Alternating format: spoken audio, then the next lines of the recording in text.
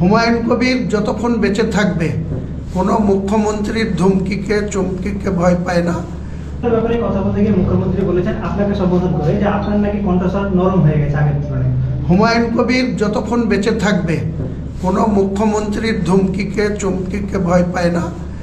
মহান আল্লাহ তাআলা ছাড়া হুমায়ুন কবির কাউকে পৃথিবীতে ভয় পায় না। এরকম ধমকি দেখিয়ে, এরকম চমকিয়ে, এরকম পুলিশ দিয়ে শাসন অনেক। আবার বর্তমান বিরোধী হিসাবে সেখানে মুখ্যমন্ত্রী ক্ষমতার বলে যা খুশি তাই বলতে পারেন, আমি তার কথা কোনো কাউন্টার করব না। কিন্তু তিনি কথায় কথায় যে দাম্ভিকতা দেখাচ্ছেন, তিনিও ঈশ্বরের সৃষ্টি, আমিও ঈশ্বরের সৃষ্টি। কোনো মানুষের এত অহংকার হওয়া ভালো না, এটাই বলবো।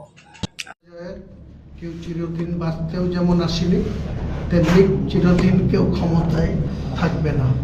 ক্ষমতার অহংকার যে দেখাবে, আম জনতা, সাধারণ পাবলিক, সেই ব্যক্তিকেই সাধারণ পাবলিক বানিয়ে দেবে একটা সময়।